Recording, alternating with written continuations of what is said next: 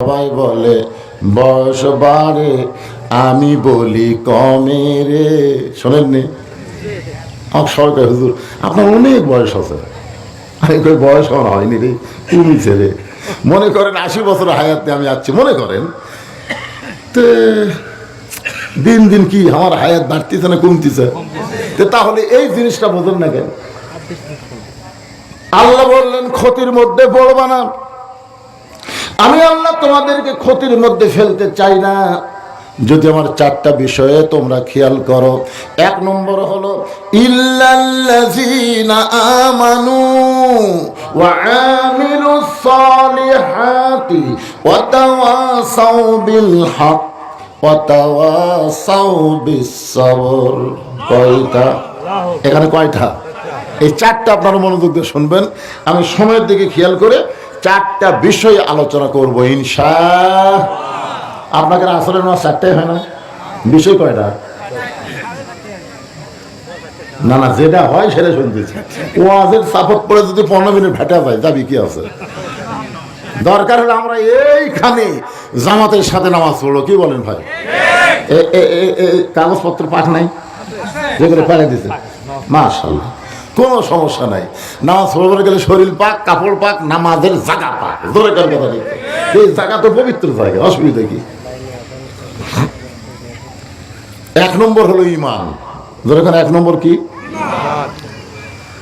কে যারা হাসিনাক বলতেছে যে আপনি এই বিপদে পড়ে কোন দোয়া পড়তেছেন, তো বলতেছে দোয়া পড়বার গেলে খেলোয়াড় নাম মনে হয়। আপনার বলেন তো বর্তমানে কেয়ারটেকার সরকারের চেয়ার যিনি বসে আছে তার নাম কি? আর বিপদের দোয়ার নাম কি? হাসিনার কঠিন বিপদে এই দোয়া পড়ার পারতেছে না ভাই। এই খুব খেয়াল করেন। 1 নম্বর হলো ঈমান। ঈমান ঈমান আমার দয়াল বাবার দরবারেতে কেউ ফিরে না খালি হাতে। আপনার বলেন এই লোকটা যে গজল গাইছে আর ঈমান আছে? আছে? কি বলতেছে? দয়ার আল্লাহ না বলে দয়াল বাবা বলতেছে।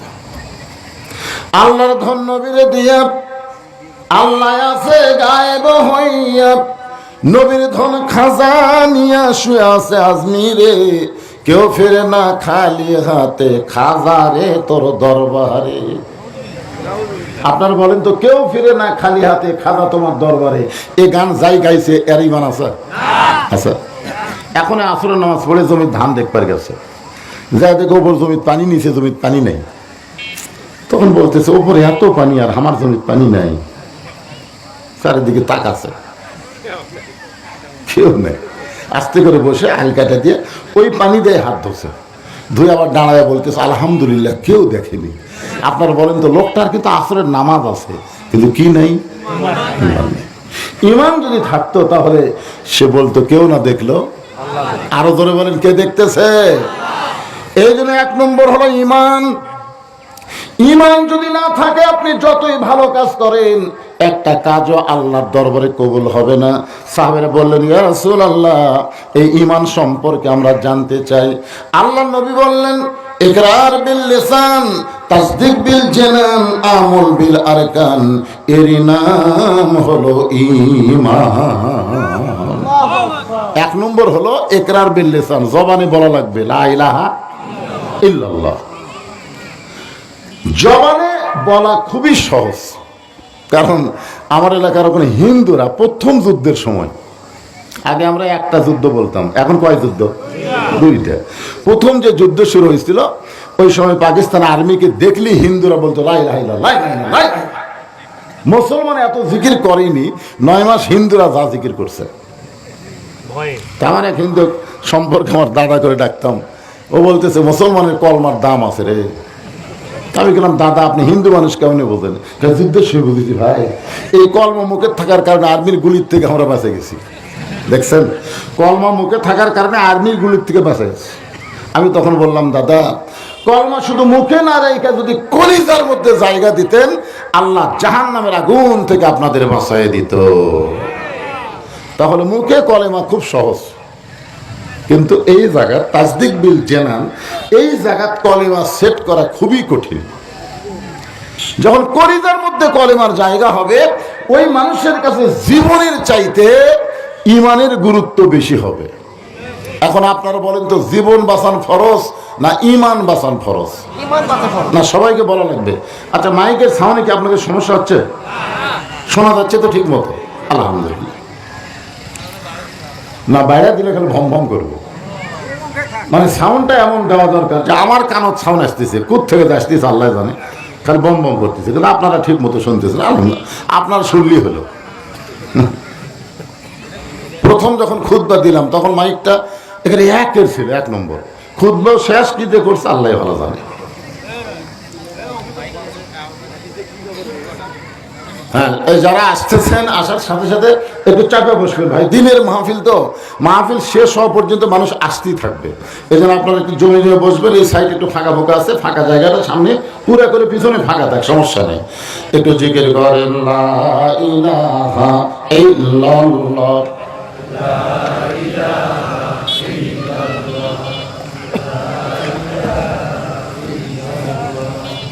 লা ইলাহা ইল্লাল্লাহ,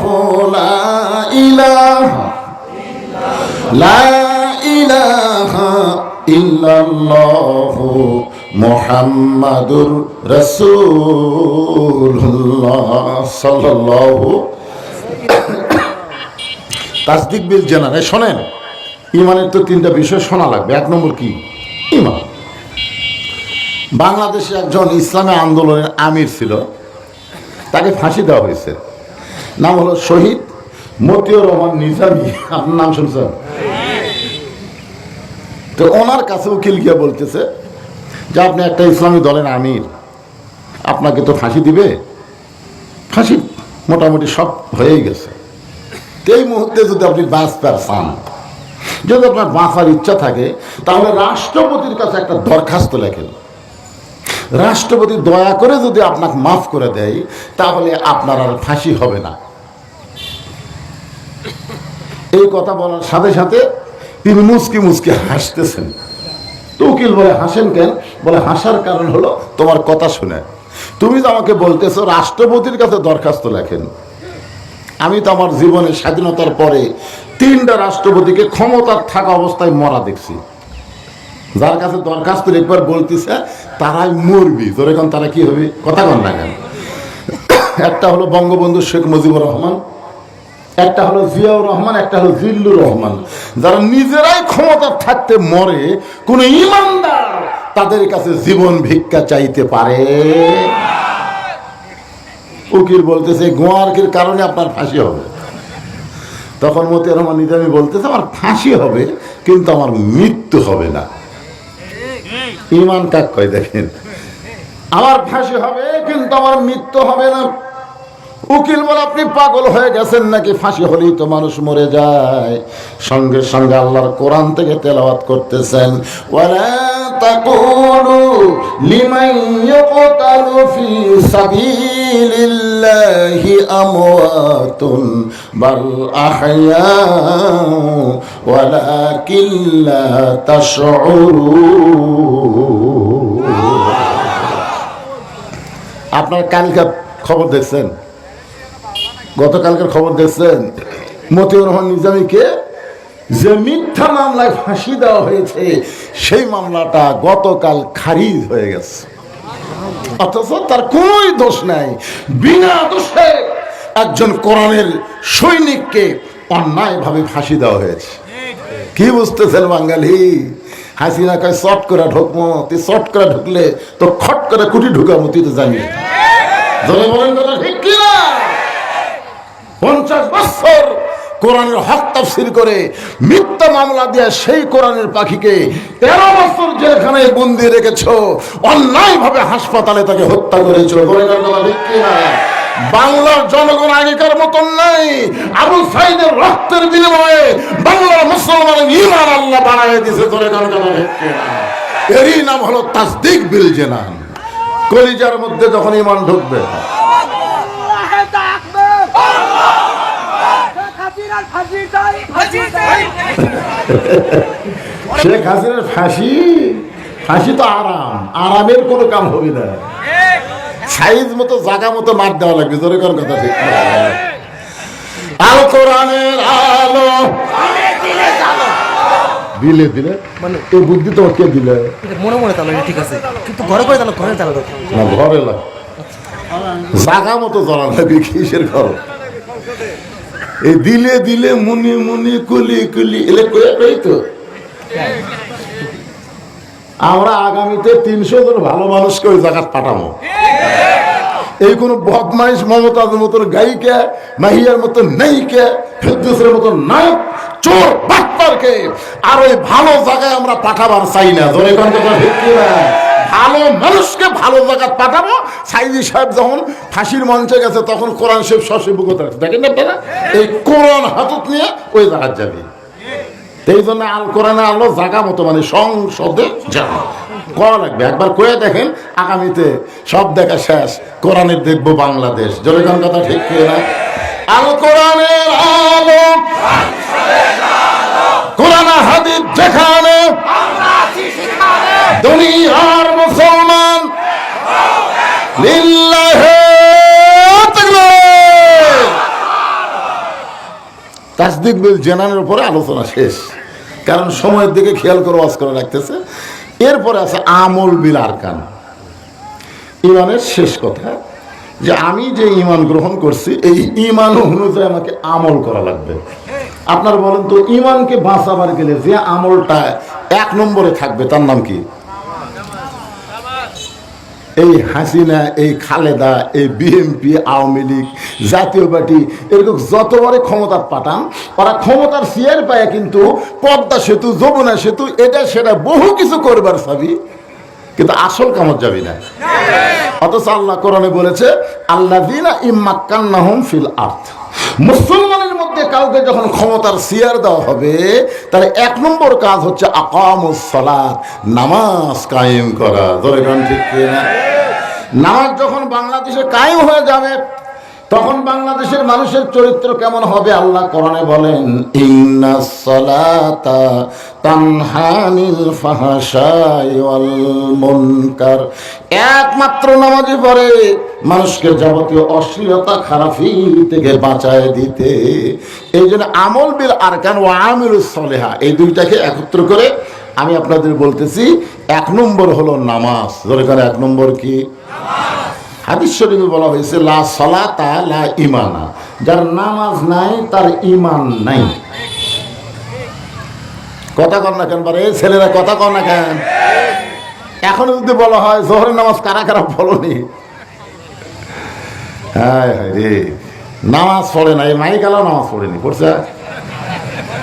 তাছাড়া মাইক এরকম বম বম করবি করে, বুড়া হচ্ছি রে, কণ্ঠ একের কণ্ঠ, এটা মাল, বগুড়ার মাল। কি মনে করছেন? আজ থেকে 30 বছর আগে আমার ওয়াজের ক্যাসেট আছে, তোমার হুঁশ নেই? তখন কিন্তু এই ফেসবুক মিডিয়া এগুলো কিছুই নাই রে পাগলা। সেই কণ্ঠ আজকের ওয়াজ সেট করে দেখে, একই কণ্ঠ। কারণ আমার গলার মধ্যে আল্লামা সাইদ হুজুরের ফু আছে, একসঙ্গে মাহফিল করছে, ওরা পাপ নাই, তাই বেটা হা কর ফু দিয়ে দেই। আর সেই ওয়াজ মানুষ বুঝতে পারতেছে না, ভম ভম করতেছে, তার মানে নামাজ পড়িস নি।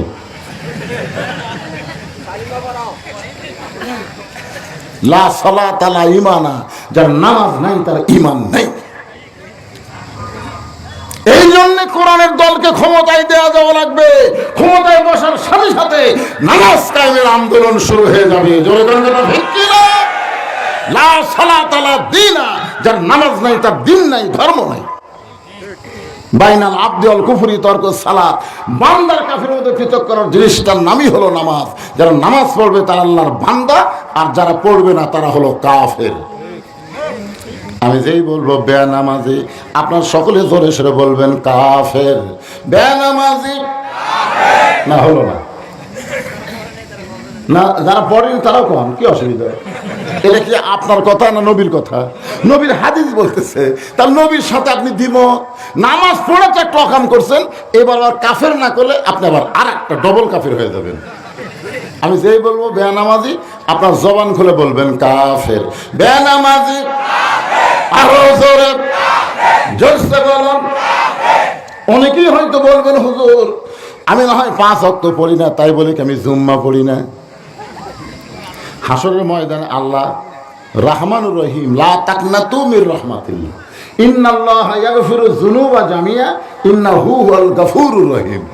এই আয়াতের ওসিলায় আল্লাহ হাসরের ময়দানে যারা 5 ওয়াক্ত পড়েনি, খালি জুমার নামাজ পড়ছে, এদেরকে আল্লাহ বলবে তোর খুব জান্নাত দিয়ে দিলাম, যা। দেখছেন, খুশি হয়ে জান্নাতের কাছে যাবে এক দৌড়ে, এর মধ্যে কোনো দম নেবে না।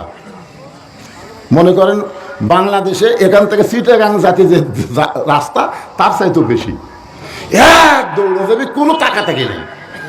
জান্নাতের দরজার যায় দেখবে বিশাল একটা তালা। তো আল্লাহ আপনি হকরে জান্নাত দিলেন, তো তালা কেন? আল্লাহকে খুঁজে দেখ চাবি আছে, তখন ওরা পকেট হাতে দেখবি একটা চাবি আছে তেলতেলা। ধরে কোন কি চাবি? তেলতেলা। তালার মধ্যে ঢোকে ঠিকই ঘোরে না, ঢোকে ঠিকই ঘোরে। তোকে আল্লাহ চাবি তো পেলাম, ঢুকলেও ঠিকই তো ঘোরে না কেন? আল্লাহ বলতে তো পাগলা, তালার মধ্যে 5টা দাগ আছে, তোকে চাবির মধ্যে 5টা দাগ থাকা লাগবে, দাগে দাগে মিল হবি, কুট্টুস করে খুলে দেবি। তখন কয় আল্লাহ আমাদের চাবির তো দাগ নেই, এলে কিসের দাগ? আল্লাহ বলতে 5 ওয়াক্ত নামাজের দাগ, ফজর, জোহর, আসর, মাগরিব, এশা। তালার মধ্যেও 5টা দাগ আর চাবির মধ্যে 5টা দাগ, একে মিলিয়ে যাবি, কুট্টুস করে খুলে দেবি। আমাদের তো দাগ নাই। তখন আল্লাহ বলবি ফিরে আয়, তোরা জান্নাত দেখবার পাশু, কিন্তু জান্নাতে ঢুকবার পারবি না। এখন চিন্তা করেন, জুম্মা পাটি ও জুম্মা পাটি, সবার শেষে যাবেন, আগে আসবেন, আল্লাহর সঙ্গে ঠাট্টা করবেন। আল্লাহ বলেছেন ফাওয়াইলুল লিল মুসাল্লিন ইযা নুদিয়া লিস-সালাহ মিন ইয়াউমিল জুমআহ ফাসাউ ইলা যিকরিল্লাহ। জুমাতে আযান দেওয়ার সঙ্গে সঙ্গে মসজিদে যাওয়া হলো আল্লাহর হুকুম। আর তুমি সবার শেষে গেলে, সবার আগে বের হলে, তুমি কে? ফাওয়াইলুল লিল মুসাল্লিন। পুরুষ মানুষের জন্য 1 নম্বর হলো নামাজ। আর আমার মা বোনেরা যারা পর্দার অন্তরালে বসে শুনতেছেন, তাদের কিন্তু আমিলুস সলিহা 1 নম্বর নেক আমল নামাজ না, 1 নম্বর নেক আমলের নাম হলো পর্দা। তাহলে পুরুষের জন্য 1 নম্বর নেক আমলের নাম কি? আর নারীদের জন্য 1 নম্বর হলো পর্দা। পুরুষেরা যদি 5 ওয়াক্ত নামাজ কায়েম করে আর নারীরা যদি পর্দার ভিতরে ঢুকে যায়, এই গোটা বাংলাদেশ যেন শান্তির জান্নাত হয়ে যাবে। আমাদের ছেলেরা যে 4G 5G মোবাইল নিয়ে সবসময় রাস্তার ঘোরে, কারণ কি? কি মনে করতেছেন? কারণ আছে না নাই? আমার মা বোনের যারা পর্দার অন্তরে বসে আছেন, শোনেন, ওয়ামিলুস সলিহাত, পুরুষের জন্য নামাজের কথা বললাম, আর আপনাদের জন্য আল্লাহ কোরআনে বলেছেন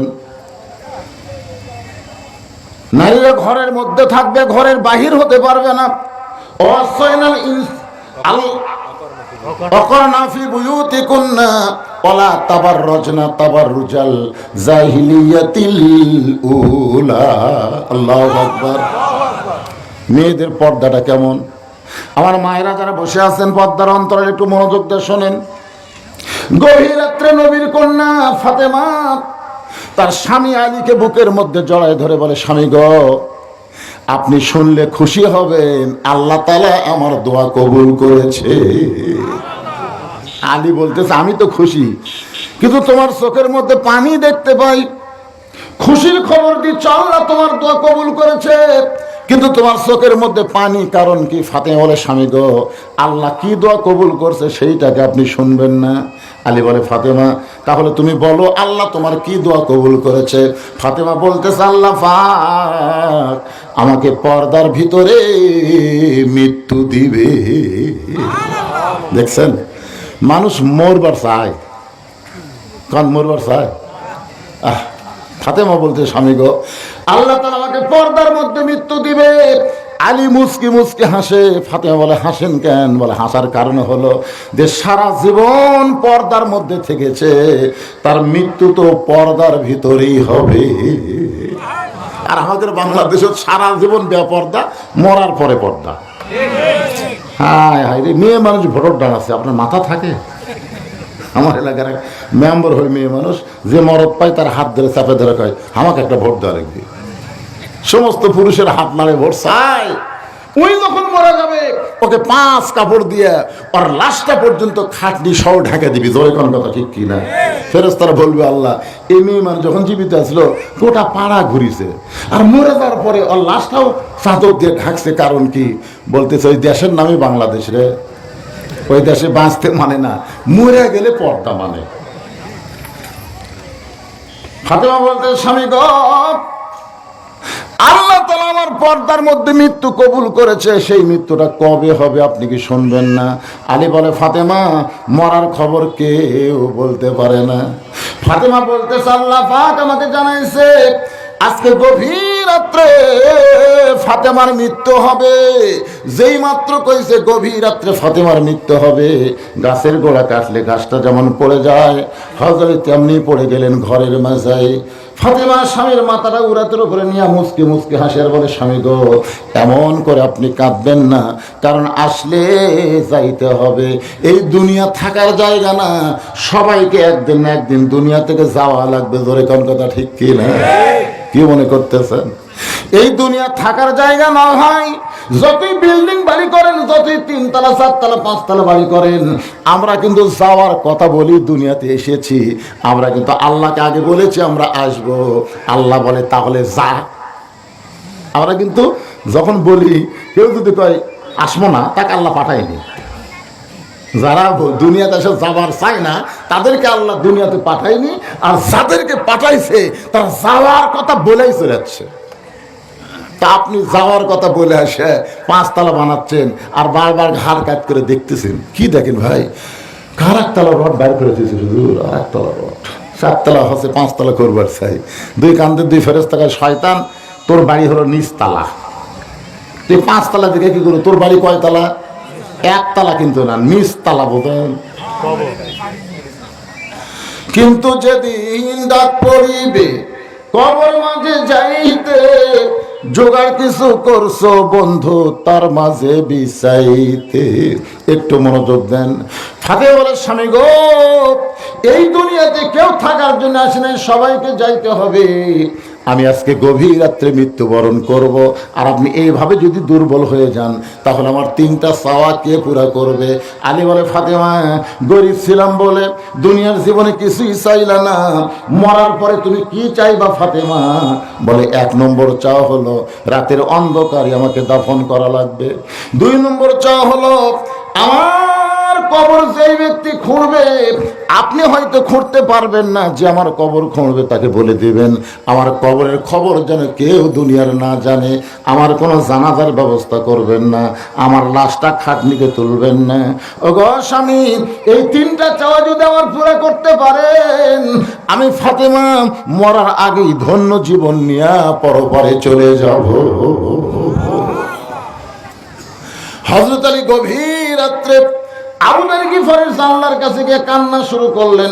আবু যার গিফারে চমকে গেল, কে কান্দে আমার জানলাই? গভীর রাতে বের হয়ে দেখে আসাদুল্লাহ গালিব হযরত আলী কাঁদতেছে। আলী ভাই জীবনে বহু যুদ্ধ তোমার সঙ্গে করেছি, কোন যুদ্ধে তোমাকে পরাজিত হয়ে কাঁদতে দেখি নাই। আজকে তোমার জীবন এমন কি যুদ্ধ শুরু হলো এই গভীর রাত্রে আমার জানলার পাশে কাঁদতেছো? আলী বলতেছে আবু যার একজন পর্দানিশী এই দুনিয়া থেকে রাতের বেলায় বিদায় নিবে, রাতের বেলায় তাকে দাফন করা লাগবে, রাতের বেলায় তাকে দাফন করা লাগবে, যা যা একটা কবর কর। আবু যার গিফারি বলতে আলী সেই পর্দানিশী কে গো? তার নাম কি তোমার জানা নাই? বলে আমার হাসান হোসেনের মা আজকে গভীর রাত্রে দুনিয়া থেকে বিদায় নেবে। আবু যার গিফারি কোদাল নিয়া ওই জান্নাতুল বাকির পূর্ব কোণায় সবুজ রঙের একটা বাতি জ্বলতেছে, ওই বাতি বরাবর দাফন করার জন্য কবর খনন শুরু করলেন। কবর খুঁড়তে খুঁড়তে এক সময় আবেগে চিৎকার দিয়ে বললেন কবর তোর মধ্যে এমন একজন মহিয়সী নারীকে রাখা হবে যার বাবা হচ্ছে আল্লাহর নবী, তার বাবা হলো বিশ্ব নবী। খবর তুই করিস না, তোর মধ্যে এমন একজন মাকে রাখা হবে যার 2টা সন্তান জান্নাতি যুবকদের সর্দার হবে। কবর রে তোর মধ্যে এমন একজন বিবিকে রাখা হবে যার স্বামী হলো আসাদুল্লাহ গালিব হযরত আলী। কবরের ভিতর থেকে আবু যার কবরকে সাবধান না করে বরং কবরবাসীকে সাবধান করো। এই কবরকে সাবধান না করে যারা কবরে আসবে তাদেরকে সাবধান করো। কার মেয়ে, কার বিবি, কার মা, এইটা কবর দেখবে না। আমল যদি ভালো হয় কবর জান্নাতের বাগান হবে, আর আমল যদি খারাপ হয় কবর জাহান্নামের গর্ত হবে। আবু যর গিফারি আর কবর করতে পারে নাই, ওই কোদাল ফাইলা দিয়া গোরস্থান থেকে পালায় যায়। নির্দিষ্ট সময় হযরত আলী ফাতেমাকে কাঁধে করে নিয়ে ওই জান্নাতুল বাকিতে দাফন করার আগে চিৎকার দিলেন, আবু যর কবর ছেড়ে পালায়া যা। কিন্তু আমার আল্লাহ তাআলা আবু যরকে আগে কবর থেকে খেদাই দিয়েছে। হযরত আলী কবরে ফাতেমাকে দাফন করে আল্লাহকে বলতেছে, আল্লাহ তোমার বান্দি ফাতেমাকে তুমি কবুল করে দাও। এ দোয়া করার সঙ্গে সঙ্গে তাকায় দেখে সামনে কয়েকটা পুরাতন কবর দেখা যায়। এই মাত্র ফাতেমার কবর দিছে, সেই নতুন কবর আর চোখে পড়ে না। গোটা জান্নাতুল বাকি হযরত আলী দৌড়ায় আর বলে, ফাতেমার কবর, ফাতেমার কবর। কে যেন ডাক দে বলে, আলী রে। ফাতেমা হলো পর্দানিশী। আমি আল্লাহ জোহরা ডিগ্রি দিয়া ফাতেমার কবরটাকে কিয়ামত পর্যন্ত পর্দা করে দিয়েছি। আমার মায়েরা যারা পর্দার অন্তর আছেন, ওই ফাতেমাকে আল্লাহ তাআলা জান্নাতি নারীদের নেত্রী বানাবেন। ওই ফাতেমার সঙ্গে যদি জান্নাতে যাওয়ার চান, তাহলে নারীদের 1 নম্বর আমলের নাম হলো পর্দা। হযরত আলী ফজরের নামাজ পড়তে গেলেন, ফাতেমাকে দাফন করছে, গভীর রাতে ফজরের নামাজ পড়তে গেলেন। দেখি তো আবু যর কুটি গেল। কবর খোলবার কথা বললাম, ওই কবরে কোদাল ফেলে দেয় কোন জায়গায় গেছে। ফজরের সময় দেখে আবু যর নাই। আল্লাহ রাসূল সবসময় বলতেন, মানিক জোর আলী আবু যর, জোরে কারণ সুবহানাল্লাহ। মানে দুইজনের মধ্যে এমন বন্ধুত্ব ছিল, ওনারা যখন নামাজের দাঁড়াবে একসাথে, যদি কোনোদিন একটু দেরি হয় দুইজন একসাথে, দেরি হলো একসাথে, আগে আসলো একসাথে। এই রাসূল বলতে মানিক জোর আলী আর আবু যর, জোরে কারণ সুবহানাল্লাহ। সেই আবু যর গিফারি ফজরের সময় নাই, কেউ জানে না দুনিয়ার। আমার ফাতেমার কবর খুলল আবু যর, সে গেল কোথায়? জোহরের নামাজের সময় দেখ আবু যর নাই, আসরের নামাজের সময় দেখ আবু যর নাই। সমস্ত সাহাবীরা আলীর কাছে বলে, আলী রে তোমার মানিক জোর আবু যর আজকে 2-3 ধরে আমরা দেখি না। কিন্তু হযরত আলী বলবার চাই, বলতে পারে না। যে আমার ফাতেমার কবর গভীর রাত্রে খনন করতে গিয়ে আবু যর হেরায় গেল, আমি নিজেই খুঁজতেছি কিন্তু আবু যরকে পাচ্ছি না। 1 বছর চলে গেল, 2 বছর চলে গেল। কয়েক বছর যাওয়ার পরে মদিনার মাটিতে একটা পাগল, চুলগুলো কেমন, পোশাকগুলো কেমন, পাগল যখন ঘুরতেছে, মদিনার ছোট বাচ্চারা পাথর মারতেছে, ধুলাবালি মারে, পাগল কথাই বলে না। হযরত আলী বলে, কে রে যুবকেরা, ছোট বাচ্চারা, কাকে মারতেছো, কেন মারতেছো? বলে, এই পাগলকে তো আমরা চিনি না, আমরা মদিনায় দেখার পর আমাদের মদিনার মানুষের মতন চেহারা মনে হয় না। হযরত আলী কাছে গিয়ে তাকায় দেখে এই পাগল আর কেউ না, হাসান হোসেনের মায়ের কবর খন্নেওয়ালা আবু যর। হযরত আবু যরকে বুকের মধ্যে নিয়ে বললেন, ভাই গভীর রাত্রে তোর জানলার কাছে গিয়ে বলেছিলাম একটা পর্দানিশী দুনিয়া থেকে বিদায় নিবে, রাতের বেলায় তার কবর খনন করা লাগবে। ওই যে কবর খনন করতে তুমি গেলে, আমি ফাতেমাকে দাফন করতে গিয়ে দেখি তুমি জান্নাতুল বাকির মধ্যে নাই। এত বছর তুমি কোথায় ছিলে? আমি আলী এত খোঁজা খুঁজেছি, বলো ভাই তুমি কোথায় ছিলে বলো। আবু যর কোনো কথাই বলে না। হযরত আলী জোর করে বুকের মধ্যে যখন চাপা দেয়, জবান খুলে বের হচ্ছে কবর, কবর, কবর, কবর। আলী বলতে, আবু যর কিসের কবর? আর হযরত আলী আবার আবু যরকে বুকের মধ্যে চাইপা ধরে বলে, আবু যর ফাতেমার কবর খুঁড়তে গিয়া তোর কি হলো? আবু যর বলতেছে, কবর, কবর। কয়েকবার কবর, কবর বলতে গিয়া হাত পা কাঁপতে কাঁপতে যখন পড়ে যায়, হযরত আলী উরাতের উপর আবু যরের মাথা নিয়ে কপালে একটা চুম্বন দিয়ে দেখে আবু যর আর দুনিয়াতে জীবিত নাই। চারিদিক থেকে সাহাবীরা এসে হযরত আলীকে ঘিরে ধরে বলতেছে, কোন পাগলকে কোলের মধ্যে নিয়া তুমি আলী চোখের পানিতে গাল ভিজায় দাও। আলী বলতে সাহাবীরা রে, একটা বার লক্ষ্য করে দেখো, এইটা কোনো পাগল নয়, এটা হলো নবীর দামি সাহাবী আবু যর। সমস্ত সাহাবীরা বলতেছে তাহলে পাগল ভেসে আপনার কোলের মধ্যে, বলে কবর কবর কবর বলতে বলতে দুনিয়া থেকে বিদায় নিয়েছে। আমরা যারা এখানে এসেছি ভাই, ও আমিলুস সালিহান নেক আমল না করে কবরে গেলে আমাদের কত বড় বিপদ হবে। এই কবরে যখন যাইতেই হবে, কবরের পাথর জোগাড় করে, যাদের একটু চোখের কোনায় পানি আসলো কবরের কথা শুনে, এই কবর আমাদের সকলে যাইতে হবে।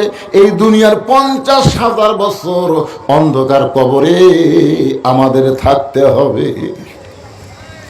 এই জন্যে খলিফা হারুনের দরবারে একটা পাগলা মাঝে মধ্যে আসতেন, হাসতেন কানতেন, হাসতেন কানতেন। উজির নাজির বলে যাবো না, এই পাগলাকে রাজদরবারে ঢুকতে দিলে রাজদরবারের গুরুত্ব সৌন্দর্য নষ্ট হয়ে যাবে। খলিফা হারুন বলে তাহলে কি করা লাগবে? বলে একে ঘাড় ধাক্কা দিয়ে বার করে দেন, কান্দে হাসে। খলিফা হারুন দেখলেন পাগলকে জোর করলেই বিপদ, কাছে ডেকে বললেন, কে রে ভাই? বাহরুল পাগলকে আমার আবার ভাই বললেন। বলে ভাই বলার কারণ হলো তোমাকে একটা কাজ দেবো, তুমি কি করতে পারবা? পাগল হাসে, আমি একটা পাগল, আমার কি কাজ দেবেন? খলিফা হারুন বললেন, এই লাঠি তোমাকে দিলাম, তোমার চাইতে বোকা মানুষ যদি পাও তাহলে লাঠি তার দিয়ে দিও। পাগল লাঠি নিয়ে হাসতে হাসতে চলে গেল। উজির নাজির বললো যাবো না, কি হলো? বলে দেখবে ইয়ার আসবে না, কারণ এর চাইতে বোকা মানুষও পাবি না, লাঠি দেওয়াও শেষ হবি না। ও আর আসে কয়েক বছর আসলে পাগল আর আসেনি। উজির নাজির বলে যাবো না, আপনার বুদ্ধি আছে। খলিফা হারুন বলে বুদ্ধি না থাকলে চেয়ারও বসা যায়? খলিফা হারুন যেদিন দুর্বল হয়ে অসুস্থ হয়ে বিছনাত পড়ে গেছে, ওই দিন পাগল লাঠি নিয়ে হাজির। খলিফা হারুন কয়, কে রে? তোমার সাথে বোকা মানুষ এখনো পাওনি, লাঠি তোমার হাততি দেখতেছি। বাহরুল পাগল বলে যাবো না, আজগা পাওয়া যাবে। আজগা ঘরের মধ্যে তুমি আর আমি কেউ তো নাই, দেখা যাক পাওয়া যায় কিনা। আপনি বলেন তো যাবো না। এই বাগদাদ শহর থেকে আপনি যদি মক্কা শহরে 10 দিনের জন্য চান, আপনি কেমনে যাবেন? খলিফা হারুন বলতেছে বাগদাদ হলো আমার চীনা, মক্কা হলো আমার অচেনা। তো চীনা শহর থেকে অচেনা শহরে এমনি এমনি গেলে হবে না, মাল সামানা জোগাড় করে আমাকে রওনা দেওয়া লাগবে, কারণ মক্কাত গিয়ে যেন আমার অসুবিধা না হয়। বাহরুল পাগল বলে দেখেন, দুনিয়ার একটা শহর থেকে আর একটা শহরে 10 দিনের জন্য গেলে আপনি মাল সামানা জোগাড় করে রওনা দিবেন, ওখানে যায় যেন আপনার বিপদ না হয়। তাহলে এখনই মৃত্যুর পরে বিশাল একটা আখিরাতের বিশাল জগতের সফর আপনার শুরু হবে। সেই সফরের জন্য কতটুকু জোগাড় করছেন? এমন প্রশ্ন করছে, বুঝলেন না?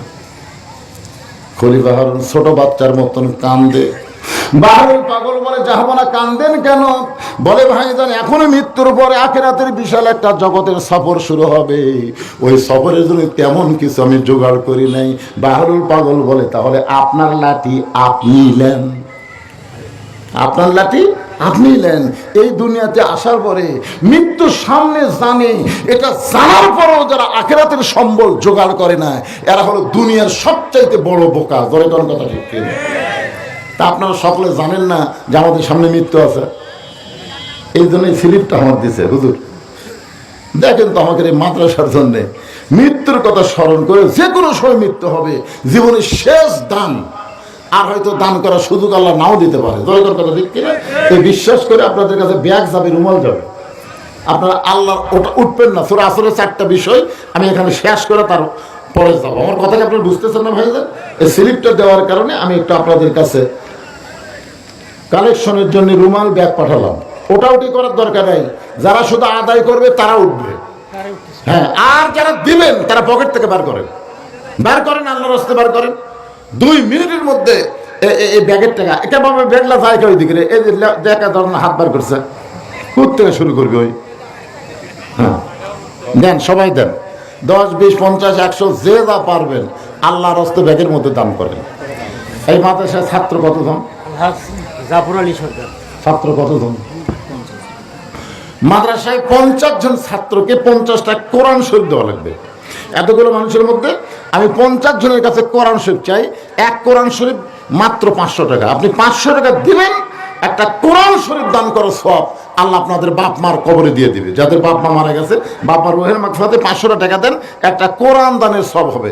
আমি সবার কাছে চাচ্ছি না, মাত্র 50 জন আল্লাহর বান্দার কাছে 50টা কোরআন শরীফ চাই। পৃথিবীর শ্রেষ্ঠ দান নবীর এতিম মাদ্রাসা একটা কোরআন দেওয়া। এই মনে করে 500 টাকা দিবেন, একটা কোরআন দানের সব আল্লাহ আপনাদের আমার নয় দেবে। কে দিল 500 টাকা? আলহাজ জাফর আলী সরকার। আলহাজ জাফর আলী সরকার 500 টাকা দান করেছে। আল্লাহ দানকে কবুল করেন। গোলাম